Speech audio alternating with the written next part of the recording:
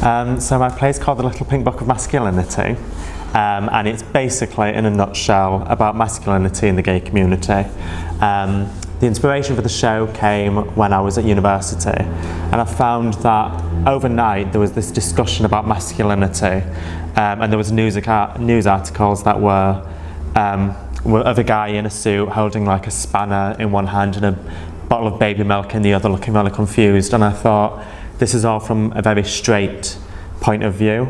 So I thought, what's it like to be a gay man and still have the pressure to conform to masculine ideals? So I went on a few gay dating apps, and that opened my eyes quite a bit. And then I took some situations, some comments, some general experiences, and decided, instead of putting it in a lecture kind of play, make a fun cabaret kind of feel comedy show that would put a light-hearted and funny spin on something that's actually quite heartbreaking. I wrote it for university in 2017-ish. And then I did Manchester Fringe last year, but that was like the seedling. But then I'm back this year with the fully fledged flower. So it's changed in terms of there's new experiences, the costumes changed, I've got a bit more money.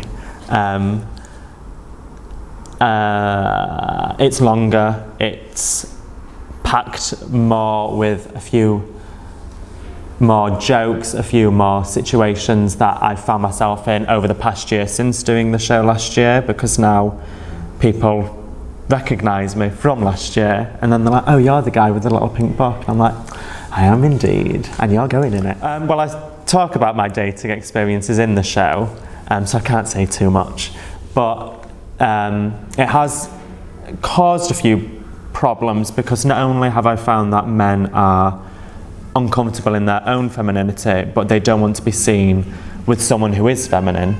So not only do they have this internal struggle, but they also have the external struggle. Oh God, no. I don't have a little black book where I'm like scrolling through.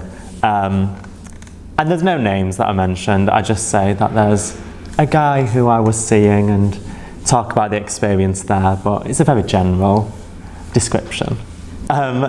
There was a guy who was genuinely, I've spoken to, who came to see it last year, and I made eye contact with him halfway through, and I was like, oh no, he knows what this situation is, and I shouldn't be saying it in front of him, but it's theatre, and he laughed it off.